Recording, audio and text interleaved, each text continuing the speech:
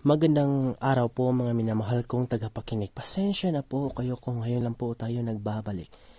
Dahil po sa medyo busy po ang inyong Kuya Mikael sa abala po sa hanap buhay at ipagpatuloy na natin ang ating mga nakaraang kwento at yung advice natin kay Ate Gia ng Bohol.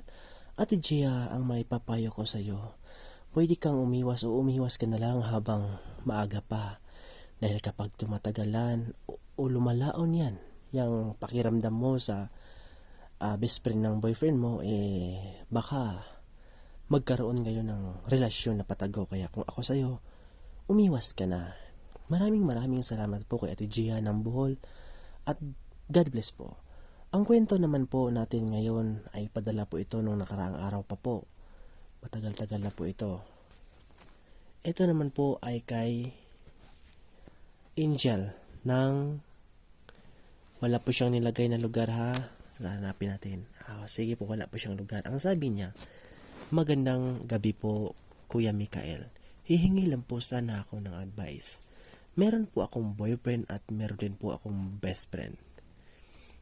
Sa tuwing kami ay magkakasama, parang mas sweet pa ang boyfriend ko sa aking best friend kaysa sa akin.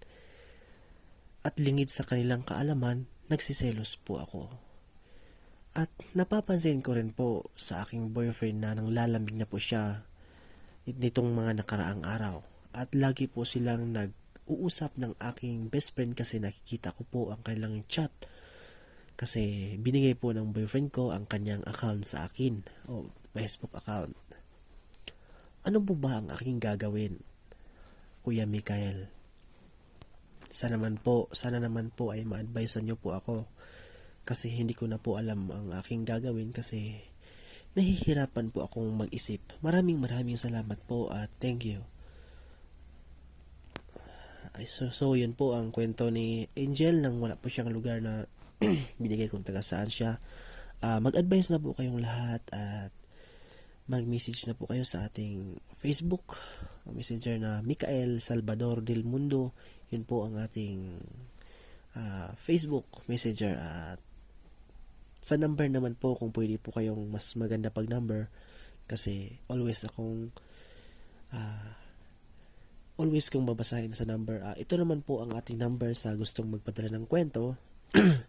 0960 2613 947. Thank you po at maraming salamat and good day.